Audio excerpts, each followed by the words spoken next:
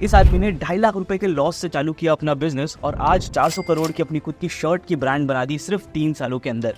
जी हाँ दोस्तों, मैं बात कर रहा हूँ स्निच के फाउंडर सिद्धार्थ डूंगरवाल की। स्निच आज मेंस की one of the fastest growing fast fashion brand है। आपने इनको शार्क टैंक पे देखा ही होगा। शार्क टैंक पे इनको 5 शार्क से फंडिंग मिली और लगभग 1.5% की इक्विटी देख के 1.5 करोड़ की फंडिंग लेके इनका वैल्यूएशन पहुंच गया 100 करोड़ में। सिर्फ यही नहीं, शार्क टैंक से निकलने के बाद इनको 110 करोड़ रुपए की फंडिंग मिली। तो आज मैं आप सभी को इस वीडियो में यही बताऊंगा कि कैसे स्निच चालू हुई, कैसे कंपनी बनी, किस तरीके से कंपनी ने ग्रो किया, क्या स्ट्रेटेजीज यूज की, किस तरीके से मार्केटिंग करते हैं और तो और कैसे आप भी अपने खुद की शर्ट्स की ऑनलाइन ब्रांड चालू कर सकते हैं और इनकी स्ट्रैटेजीज को फॉलो करके अपने बिजनेस को इनिशियल स्टेजेस पे ग्रो करते हैं। तो अगर आप अपने खुद का ऑनलाइन ई कॉमर्स ब्रांड चालू करना चाहते हैं तो इस केस स्टडी को पूरा देखिए, आपको बहुत कुछ सीखने को मिलेगा। लेकिन आगे बढ़ने से पहले सबसे पहले हमारा इंट्रोडक्शन। हेलो एवरीवन, मैं हूं लक्षित Sethia, I am founder of social seller academy and technologies. हमारी 40 लोगों की टीम है और हम लोगों को ई कॉमर्स बिजनेस चालू करने पे मदद करते हैं, जैसे कि उनको वेबसाइट बनाने में, मोबाइल ऐप डिजाइन करने में, स्ट्रैटेजी बनाने में और सबसे इंपॉर्टेंट प्रोडक्ट सेलेक्ट करने पे। आज मैं आप सभी को इस वीडियो में स्निच की पूरी केस स्टडी बताने वाला हूँ। तो कहानी कुछ इस प्रकार से कि सिद्धार्थ डूंगरवाल जो कि स्निच के फाउंडर है, ये B2B कपड़ों में ट्रेडिंग करते थे, यानी कि फैक्ट्री से रॉ मटेरियल लेते थे और बाकी मैन्युफैक्चरर्स को देते थे। एक बार इनको एक बहुत बड़े सप्लायर का ऑर्डर आया तो इन्होंने एक फैक्ट्री में उसका ऑर्डर लगा दिया। अब फैक्ट्री वाले ने उस ऑर्डर को देने में थोड़ी सी देर लगा दी। सिद्धार्थ ने तो एडवांस उस फैक्ट्री वाले को दे दिया था, लेकिन ऑर्डर देर होने के कारण जो उनका जो सप्लायर था उसने ऑर्डर को कैंसिल कर दिया और यहाँ पे मैन्युफैक्चरर्स ने थोड़ी देर की लेकिन वो ऑर्डर को डिलीवर कर दिया। अब यहाँ पे सिद्धार्थ फंस गए क्योंकि उनका बायर लेने से मना कर दिया था। फैक्ट्री वाले ने उनको प्रोडक्ट डिलीवर कर दिया और उनके पास बच गया बहुत सारा माल। तो भाई जहाँ उनको प्रॉफिट हो रहा था वो फैक्ट्री वाले के डिले के कारण इनको 2.5 लाख रुपए का लॉस हो गया। तो ये काफी समय से खोज रहे थे ये प्रोडक्ट किसको भेजूं। तो इनका एक दोस्त था बॉम्बे में, उसने बोला कि यार ये जो मटेरियल है ये मेरे को पसंद आया है, इस मटेरियल की मेरे को शर्ट्स का सैंपल बना के दे तो हो सकता है कि मैं तेरा मटेरियल ले लूं। अब सिद्धार्थ को ये नहीं पता था कि शर्ट्स बनती कैसे है, तो इसने थोड़ा रिसर्च किया, देखा कि फैक्ट्रीज किस तरीके से वर्क करती है, शर्ट्स कैसे बनती है एक रॉ मटेरियल से, और इसने उन रॉ मटेरियल्स का, उन कपड़ों का शर्ट्स बना के अपने दोस्त को सप्लाई किया। जैसे ही दोस्त को सप्लाई किया 300-400 पीस के करीब सप्लाई किया और वो सारे पीसेस सोल्ड आउट हो गए। उसका दोस्त बोला कि भाई तेरे पास जितना भी मटेरियल है उसको पूरे का शर्ट बना के मुझे दे, मैं हाथों हाथ खरीद लेता हूँ। फिर सिद्धार्थ ने सारे मटेरियल्स का शर्ट बनाया, उनको सप्लाई किया और जहां वो 2.5 लाख रुपए का पहले इन्वेस्टमेंट लगा के 50-60 हजार रुपए कमाता, शर्ट बना के जब उसने अपने दोस्त को दी तो उसने उस 2.5 लाख रुपए से 6 लाख रुपए कमाए। तो यहाँ पे उनको एक चीज पता चल गया कि रॉ मटेरियल को अगर हम डायरेक्ट ट्रेडिंग करेंगे तो उससे ज्यादा पैसा नहीं कमाएंगे, लेकिन रॉ मटेरियल को अगर हम कुछ मैन्युफैक्चर करके बेचेंगे, यानी कि अच्छी क्वालिटी की डिजाइनर शर्ट्स बना के बेचेंगे, तो हम उसी रॉ मटेरियल का 4 गुना तक के कमा सकते हैं। और इस आइडिया के साथ स्निच ने अपना फास्ट फैशन का बिजनेस चालू किया। अब सिद्धार्थ को एक काम कर करके पता चल चुका था कि भाई फैक्ट्री से शर्ट्स किस तरीके की बनती है, कितनी साइजेस होती है, कौन कौन सी डिजाइन होती है, क्या चीज मार्केट में चल रहा है। अब इनको पता था कि अगर मैं एक रिटेलर को बेचूंगा तो शायद 350 की शर्ट को मैं 450 रुपए में ही बेच पाऊं, लेकिन अगर मैं डायरेक्ट कस्टमर को बेचता हूं तो वही चीज मैं 350 रुपए की लेके 1100, 1200, 1000, 2000 किसी भी रेट पे बेच सकता हूँ। और इंडिया में ऐसे लोग हैं जो 100% अच्छी डिजाइन शर्ट्स का इतना पे करेंगे। सिद्धार्थ ने दिमाग लगाया कि भाई मेरे को दुकान नहीं बनानी है, मेरे को सबसे पहले इजीली ऑनलाइन चालू करना है, ऑनलाइन दुकान से चालू करना है। और जाहिर सी बात थी उस समय कोविड का टाइम था तो उनका ऑनलाइन स्टोर चलने का और चांसेस बहुत ज़्यादा बढ़ गया था। सो उन्होंने अपना पूरा बिजनेस ऑनलाइन अपनी वेबसाइट पे लॉन्च किया, अपने कैटलॉग्स लॉन्च किए। बहुत ज़्यादा प्रोडक्ट से लॉन्च नहीं किया, एकदम स्पेसिफिक प्रोडक्ट से लॉन्च किया, बहुत कम आर्टिकल से लॉन्च किया और उसके बाद देखा कि रिस्पॉन्स किस तरीके के आते हैं। आपको इनके बिजनेस के नंबर्स बताते जाऊंगा ना, आप चौंक जाएंगे। 2021 में इनका रेवेन्यू था 11 करोड़ रुपए का, 2022 में इनका रेवेन्यू था 44 करोड़ का और 2023 में इनका रेवेन्यू पहुंच गया 110 करोड़ रुपए का। मैं आपको पूरी चीज बताऊंगा कि कहाँ पे इन्होंने दिमाग लगाया और कहाँ पे इनको सबसे ज्यादा बूस्ट मिला। एक ग्राफ के थ्रू मैं आपको इनका यूनिट इकोनॉमिक्स समझाता हूँ। 55% इनका ग्रॉस मार्जिन रहता है, 25% का इनका मार्केटिंग कॉस्ट रहता है, 8% के करीब का इनका शिपिंग का कॉस्ट रहता है और लगभग 10% के करीब का इनका ऑपरेशन का कॉस्ट होता है। अगर मैं इनके ग्रोथ रेट की बात करूं तो ये 150% के रेट से हर साल ग्रो कर रहे हैं और इस साल 550 करोड़ का रेवेन्यू करने जा रहे हैं। ये सारी चीज पॉसिबल हो पाई है एक प्रोडक्ट के कारण नहीं, एक स्ट्रैटेजी के कारण। स्निच ने अपनी ब्रांड को H&M और मैक्स के बीच में पोजीशन किया है, यानी कि वो H&M से अपने आप को थोड़ा सा प्रीमियम भी रख रहे हैं और मैक्स से थोड़ा सा अफोर्डेबल भी रख रहे हैं। तो उसको पता था कि इंडिया में मैक्सिमम लोग जो है वो अच्छी क्वालिटी देखते हैं, सही प्राइस देखते हैं, अच्छे डिजाइन देखते हैं और खासकर यूथ है वो फास्ट फैशन देखता है, यानी कि जो नया आ रहा है वो उसको चाहिए। तो यहाँ पे उसने अपने आप को इस प्लेस पे पोजीशन किया। आज इनकी पूरी की पूरी सेल इनकी वेबसाइट से आती है। आप इनकी वेबसाइट को देखोगे ना तो काफी सिंपल है, काफी इजी टू यूज है। वहाँ पे आपको सारे ऑप्शंस मिल जाते हैं, एकदम बहुत ज़्यादा कलर्स का यूज़ नहीं किया हुआ है, ब्लैक एंड व्हाइट कलर है। लेकिन एक चीज़ आप देखोगे जिसने इनका गेम चेंज किया है वो है इनकी फोटोग्राफी। वेबसाइट से ज़्यादा फोकस इन्होंने किस चीज़ में किया है, जो चीज़ एक्चुअल में बिकती है वो है फोटोग्राफी। आज मैंने देखा है बहुत सारे लोग को जिनके पास अच्छा खासा बजट भी होता है, वो क्या करते हैं, फोटोग्राफी नॉर्मल दीवार में टंगा के शर्ट्स की फोटो ले लेते हैं या नॉर्मल तरीके से ले लेते हैं। इन्होंने डे 1 से मॉडल फोटोग्राफी रखी। और एक बार जब एक इंटरव्यू में इनसे पूछा गया कि भाई आप इंडियन मॉडल्स भी तो ले सकते थे, आप क्यों फॉरेन के मॉडल्स लिए, तो सिद्धार्थ ने बताया कि भाई इंडिया का जो यूथ है ये एस्पिरेशंस पे जीता है, ये इंडियंस को ही देखता है, ये देख रहा है कि बाहर लोग वेस्ट में क्या कर रहे हैं, ये बाहर के जो ब्रांड्स हैं उनको फॉलो करना चाहता है। तो जब ये इंडियन आदमी एक फिरंगी मॉडल को देखता है तो इसको एक ब्रांड दिखती है, और ये आदमी अगर एक नॉर्मल फोटोग्राफी को देखेगा तो वो ब्रांड नहीं समझ पाएगा। आपको सही बताऊं, शुरू में मुझे भी यही लगता था कि स्निच ना इंडिया की ब्रांड नहीं है, कहीं बाहर की ब्रांड है। तो शार्क टैंक में मुझे पता चला कि अरे ये तो इंडियन भाई की ब्रांड है। दूसरी सबसे बड़ी चीज जो लोगों को आज तक के नहीं पता वो ये है कि स्निच का 55% ऑर्डर्स उनकी वेबसाइट नहीं, मोबाइल ऐप के थ्रू आता है। सिर्फ यही नहीं, मोबाइल ऐप के जो यूजर्स हैं उनसे 30% रिकरिंग ऑर्डर भी आता है। और बहुत सारे लोग जो इनकी वेबसाइट पे जाते हैं वो अल्टीमेटली मोबाइल ऐप को डाउनलोड करते हैं डिस्काउंट्स के लिए, और उस मोबाइल ऐप के ये यूजर बन जाते हैं। अब आपको एक चीज बता रहा हूँ, यूजर एक बार मोबाइल ऐप में आ गया तो वहां पे आप फ्री में पुश नोटिफिकेशंस भेज सकते हो और फ्री में मार्केटिंग कर सकते हो। अगर यूजर आपकी वेबसाइट पे ही आ रहा है तो बार बार आपको मार्केटिंग करने के लिए या तो व्हाट्सएप API की जरूरत पड़ेगी या फिर ईमेल मार्केटिंग की जरूरत पड़ेगी, जिसको ज्यादा लोग देखते नहीं है, और बाकी तरीका ही नहीं है SMS मार्केटिंग की, या फेसबुक में ही आपको बार बार ऐड चलाना पड़ेगा।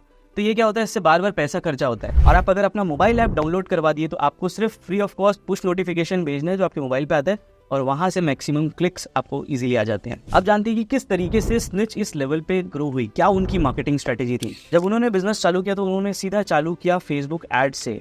बहुत अच्छी क्वालिटी की इमेजेस यूज करके उनके कैरोजल एड सबसे अच्छा परफॉर्म करते थे। आपने देखा होगा फेसबुक इंस्टाग्राम पे कैरोजल एड्स आते जहाँ पे मल्टीपल प्रोडक्ट्स की आपको इमेजेस दिख जाती है। उससे इन्होंने सबसे पहले चालू किया, जहां से इनको सबसे अच्छा रिस्पॉन्स आया। और फिर जब उनको पता चलने लग गया कि एक ऑर्डर लाने के लिए उनको कितना कॉस्ट आ रहा है, तो वो धीरे धीरे इस चीज में लग गए कि आप किस तरीके से इस कॉस्ट को डाउन करेंगे। इसको आपको एक एग्जांपल से समझाता हूँ। सपोज आपने फेसबुक में ऐड चलाया और एक ऑर्डर लाने के लिए आपको खर्चा करना पड़ा सपोज 250 रुपए। इस 250 रुपए को कम करने के लिए आपको चाहिए रहता है बहुत सारा डेटाबेस। अगर आपके पास अच्छा खासा डेटाबेस है तो आप इस 250 रुपए को कम कर सकते हो। तो इन्होंने ऐसी एड्स चलाई जहां से इनके पास और डेटाबेस आते गया, और धीरे धीरे ये जो डेटाबेस है 250 का, ये 240 हो गया, 230 हुआ, 210 हुआ, इस तरीके से ये कम होता चले गया। अब इनके पास सपोज कस्टमर्स आ गए 1000 लोगों के डेटाबेस से इन्होंने अपनी लुक अलाइक ऑडियंस बनाई। फेसबुक में एक स्ट्रैटेजी होती है लुक अलाइक ऑडियंस बनाने का, यानी कि अब फेसबुक उनको ऐसे ही लोग ढूंढ के देगा जो इनके 1000 कस्टमर्स के जैसे है।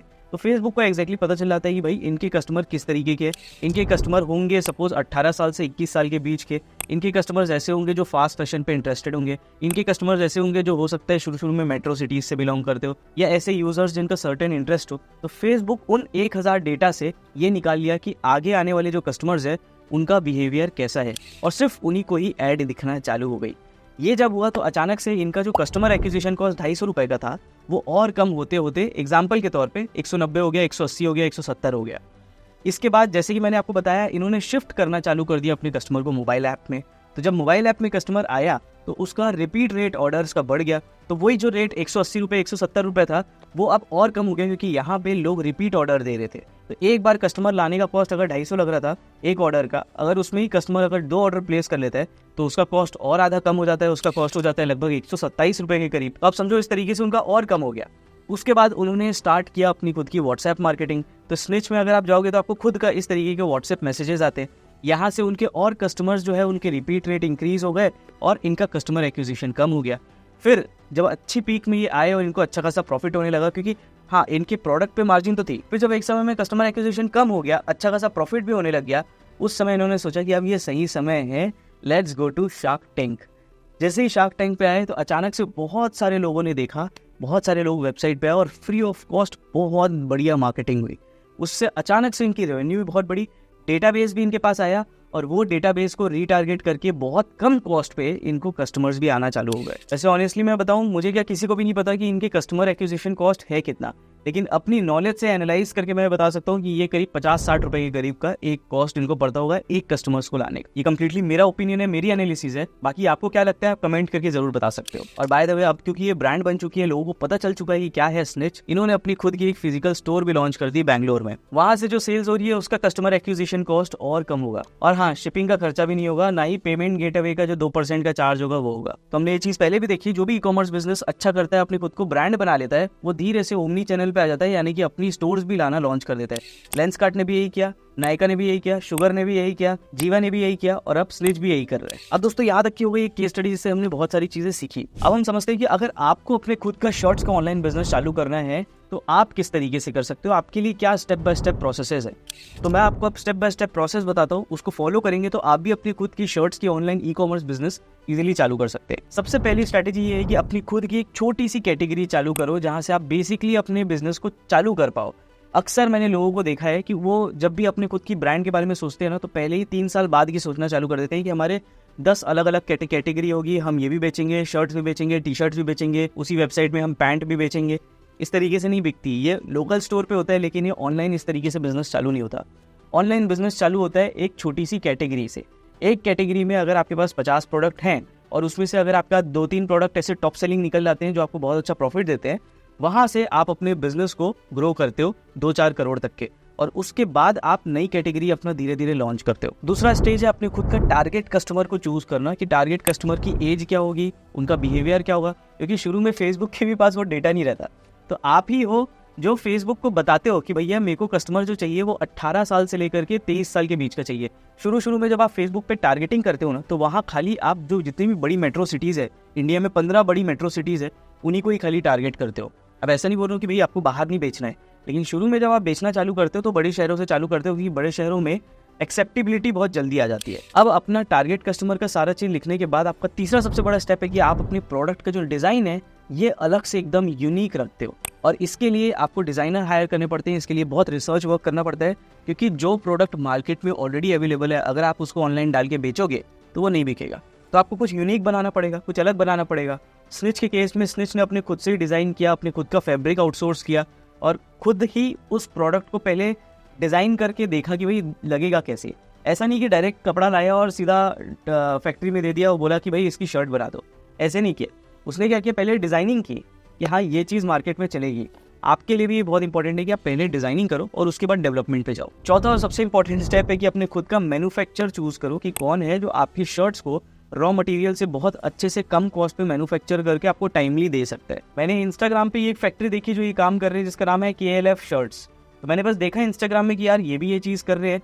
तो ऐसे बहुत सारे होंगे फैक्ट्री वाले जिनको आप कनेक्ट कर सकते हो, अपनी डिज़ाइन दे सकते हो, वहाँ से आप बना सकते हो। इसके ऊपर अगर आपको डिटेल में कंसल्टेंसी चाहिए या पूछना है तो आप मुझसे इस नंबर पे कांटेक्ट कर सकते हो, या फिर नीचे मेरा पर्सनल कंसल्टेशन का लिंक है। अगर कोई सीरियस है तो मेरे पास कंसल्टेशन पे भी आ सकता है। पांचवी सबसे इंपॉर्टेंट चीज दोस्तों, फोटोग्राफी जितनी अच्छी होगी आपका प्रोडक्ट ऑनलाइन उतना अच्छा सेल होगा। क्योंकि मैं हमेशा से बोलते आ रहा हूँ, प्रोडक्ट नहीं बिकता, मार्केट में बिकती है फोटोग्राफी। नेचुरल फोटोग्राफी करो, ग्रीन स्क्रीन में फोटोग्राफी मत करो। ऐसे दिखाओ कि नेचुरली और जेन्युइनली आपका प्रोडक्ट नॉर्मल लाइफ में कैसे दिखेगा। छठवीं सबसे ज्यादा इंपॉर्टेंट चीज है, अपनी खुद की वेबसाइट बनाओ। बिना वेबसाइट बनाए आप अगर एक ब्रांड बनाना चाहते हो तो इंस्टाग्राम पे बेच के आप ब्रांड नहीं बना पाओगे। हाँ, आप सेल्स लेके आ सकते हो, इंस्टाग्राम पे सेलिंग कर सकते हो, इंस्टाग्राम पे अपना परसेप्शन बना सकते हो, इंस्टाग्राम पे मैं बोलूँगा तो छोटे लेवल की आप ब्रांड बना सकते हो, लेकिन कहीं से तो बेचना पड़ेगा ना। इंस्टाग्राम से आप सीधा व्हाट्सएप पे बुला लोगे तो आप 1 प्रोडक्ट, 2 प्रोडक्ट, 5 प्रोडक्ट, 10 प्रोडक्ट बेच सकते हो। आपको बड़े स्केल पे बेचना है तो आपको कहीं ना कहीं पे अपनी वेबसाइट सेटअप करनी पड़ेगी, ताकि खाली इंस्टाग्राम से ही ऑडियंस ना आए। जो ऑडियंस गूगल पे भी है वो भी आए, जो यूट्यूब में भी है वो भी आए, और आपकी ब्रांड का एक नाम हो। जब भी कोई सर्च करे आपकी ब्रांड का नाम तो वो ऊपर आए। ये जब ही हो सकता है जब आप अपनी खुद की एक वेबसाइट बनाओ। Use WhatsApp as a sales channel, Instagram as a marketing channel, but a platform, website has to be yours. अब यहाँ पे छोटी सी हमारी ऐड भी कर देता हूँ। हम लोगों के लिए वेबसाइट डेवलप करते हैं, मोबाइल एप्लीकेशन भी डेवलप करते हैं। अब आपको डेवलप कराना है बहुत कम कॉस्ट पे, तो आप हमको इस नंबर पे या हमारी वेबसाइट पे कांटेक्ट कर सकते हो। हमारी टीम आपको डेमो दिखाएंगी, बताएगी किस तरीके से आप कर सकते हो। हमारे साथ भी आप एक वेबसाइट लॉन्च कर सकते हो। अब बात आती है 7वें स्टेप की, जो सबसे ज़्यादा इंपॉर्टेंट है, हाउ टू गेट ऑर्डर्स। शुरू में कुछ ऑर्डर्स आपको दोस्त, फैमिली मेम्बर्स और आपके जितने भी कजिन्स है, हो सकता है वहाँ से 2, 4, 5 ऑर्डर्स आ जाए, तो वो होता ही है। फैमिली फ्रेंड्स ग्रुप से ऑर्डर्स आ जाते हैं, लेकिन आपको चाहिए ऑर्डर्स ऑटोमेशन पे। अभी ऑर्डर्स लाने के 2 तरीके होते हैं। एक तो होता है ऑर्गेनिक वीडियोस बनाना, ताकि रील्स में वो चीज़ें लोग देखें और वहाँ से आपकी वेबसाइट पे जाए और वेबसाइट पे जाके ऑर्डर दे। यूजली क्या होता है, जो रील्स आप डालते हो उससे ना सेल्स एकदम ज़्यादा नहीं आती। लोग रीच आउट करते हैं इंस्टाग्राम पे, व्हाट्सएप पे, DM करते हैं, तो आपको वहाँ पे भी ऑटोमेशन सेटअप करके रखना पड़ेगा, ताकि ऑटोमेटिक जो भी मैसेज कर रहे हो उसको तुरंत रिप्लाई चले जाए। अगर इंस्टाग्राम पे किसी ने आपकी वीडियो देखी और वो उसने मैसेज किया और आप उस मैसेज का रिप्लाई 2 दिन बाद कर रहे हो, तो शायद वो आपका कन्वर्ट कभी नहीं होगा, वो कस्टमर का इंटरेस्ट चले गया। ये ऐसे प्रोडक्ट होते हैं जिसको आपको तुरंत मैसेज करना पड़ता है। अब यहाँ पे जो सबसे इंपॉर्टेंट रोल होता है ऑर्गेनिक मार्केटिंग करने का, वो ये होता है कि जो भी आप इंस्टाग्राम पे वीडियोस या फोटोज पोस्ट कर रहे हो जिसमें ज़्यादा लाइक्स आ रहे हैं, उसमें आपको पता चल जाता है कि ये प्रोडक्ट मार्केट में चलेगा क्योंकि उस प्रोडक्ट पे एंगेजमेंट ज़्यादा है। तो आप उस प्रोडक्ट को ले करके फेसबुक पे ऐड लगाना चालू करते हो। फेसबुक का एड्स कभी भी इंस्टाग्राम के बूस्ट बटन से नहीं लगता। फेसबुक का एड्स लगाना है तो आपको जाना पड़ेगा फेसबुक एड्स मैनेजर, जो कि इस तरीके का दिखता है। यहाँ पे जाके क्रिएट एड्स करना पड़ेगा और क्रिएट एड्स करने के बाद आपको यहाँ पे सेल्स ऐड लगाना पड़ेगा। सेल्स ऐड लगाओगे तो फेसबुक आपको उतनी ही चार्ज करेगा जितना आपकी सेल्स आ रही है। इस चीज़ को डिटेल में डीप में सीखना है तो हमारे पास आ सकते हो। सर्विस करवाना है अगर आपको नहीं आता, आपको चाहिए कि you want to hire someone, उसके लिए भी आप हमको कांटेक्ट कर सकते हो। वी हैव अ टीम जो कि ये काम बहुत सारी ब्रांड्स के लिए कर रही है और आपकी ब्रांड को चालू करने के लिए भी हम उस पर कुछ हेल्प कर सकते हैं। अब आते हैं बजट पे कि भाई कितना पैसा लगेगा। अगर एक नई ब्रांड चालू करते हैं तो मुझे ऐसा लगता है कि अगर आप 10,000 रुपये इन्वेस्ट कर रहे हो तो 7,000 रुपये आप इन्वेस्ट करते हो सेल्स वाली ऐड में, 3,000 रुपये आप इन्वेस्ट करते हो ट्रैफिक वाली ऐड में, ताकि आपके पास नए कस्टमर्स आते जाएं। तो इस तरीके का 70-30 रेशियो का आपका एक कॉम्बिनेशन होता है। इनिशियली आप चालू कर रहे हो तो मैं बोलूँगा मंथली आप 30-40 हज़ार रुपये के एक ऐड बजट से चालू कर सकते हो, जिसका ऑफकोर्स आपको रिटर्न आना चालू हो जाएगा, लेकिन उतना आपको मार्केटिंग पे इन्वेस्ट करना ही है। मार्केटिंग ऐसा नहीं होता कि आप 1 महीने से चालू किया और आपको 1 महीने से ऑर्डर्स आना चालू हो जाए, रिजल्ट आना चालू हो जाए। ऐसा किसी भी बिजनेस के साथ नहीं होता। आपको कंटिन्यूसली ये चीज़ करती रहनी पड़ेगी। हो सकता है कि 1 महीने में आपको 10-15 ही ऑर्डर आए, अगले महीने आपको हो सकता है 30-40 ऑर्डर आ जाए। और जैसे जैसे फेसबुक के पास ज़्यादा डेटाबेस आते जाता है, आपको ऑर्डर्स भी उतने ज़्यादा आना चालू हो जाते हैं। असली गेम चालू होता है 5 या 6 महीने के बाद, जब फेसबुक के पास अच्छा डेटा आ जाता है और फेसबुक फिर एक दिन में 1-1 हज़ार ऑर्डर तक के भी ला सकते हैं। पूरा का पूरा गेम कहाँ पलटता है जब आप A/B टेस्टिंग करते हो और ये चेक करते हो कि कौन सा प्रोडक्ट आपका टॉप सेलिंग है। अक्सर यही पता करने में लोगों को सालों निकल जाते हैं कि कौन सा प्रोडक्ट जो है वो उनका सबसे अच्छा एड परफॉर्मेंस कर रहा है। टॉप सेलिंग तो नहीं, सबसे अच्छी परफॉर्मेंस किसकी कर रही है, क्योंकि उसी को आप बूस्ट करोगे तो उसकी सेल आएगी। तो ये पता करने में बहुत समय लग जाता है कि कौन सी क्रिएटिव, कौन सा इमेज या कौन सा लिखा हुआ टेक्स्ट या फिर कौन से प्रोडक्ट का ऑफर आपके लिए सबसे अच्छा काम कर रहा है। तो यही होता है मार्केटिंग का असली काम। आई होप ये जो चीज़ें मैं बता रहा हूँ ये आपको कंफ्यूज नहीं कर रहा हूँ और आप इसको अच्छे से समझ पा रहे होंगे। नहीं समझ पाए हो तो एक बार थोड़ा सा रिवाइंड कर लो, पहले से जाके देख लो और समझ जाओगे। किसी भी ऑनलाइन बिजनेस को ग्रो करने के लिए टूल्स और सॉफ्टवेयर्स की बहुत बड़ी रिक्वायरमेंट होती है। अब स्निच के जो सीटीओ है जिनने 400 करोड़ की कंपनी बनाई, उन्होंने अपना टूल्स लिस्ट निकाला कि भाई ये टूल्स हम यूज़ करते हैं और आप भी यूज़ कर सकते हो। तो मैं आप सभी को ये लिस्ट आपके साथ शेयर कर रहा हूँ। ये उन्होंने लिंक्डइन पे शेयर की थी।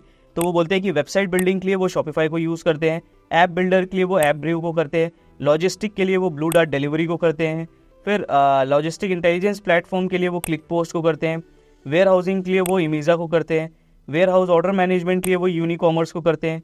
तो ऐसे उन्होंने जितने भी अलग अलग टाइप की जो प्लेटफॉर्म्स है वो उन्होंने बताए हैं कि क्या हम यूज़ कर रहे हैं अभी। तो आप अगर उस लेवल पे जाते हो तो आप ये सारी चीज़ों को यूज़ कर सकते हो। वैसे जब आप बहुत छोटे लेवल से चालू करते हो तो आपको बहुत स्पेसिफिक टूल्स की ही ज़रूरत पड़ती है जहाँ से आप इजीली रन कर सकते हो, चालू कर सकते हो। मेजरली आपको चाहिए होता है एक website, payment gateway, shipping integration और सबसे important cheese add account. I hope आपने इस वीडियो से काफ़ी कुछ सीखा होगा। अगर आप मुझसे पर्सनल 1-to-1 करना चाहते हैं तो नीचे लिंक है जहाँ से आप बुकिंग कर सकते हैं। अगर आप हमारी टीम से कोई भी सर्विस चाहते हैं, may be app development, website development, digital marketing, तो भी हमको कनेक्ट कर सकते हैं। और अगर आपको बिजनेस से रिलेटेड कोई भी डाउट है तो भी आप हमें इस नंबर पे कांटेक्ट कर सकते हैं। Thank you so much for watching this video. मिलते हैं अगली वीडियो में।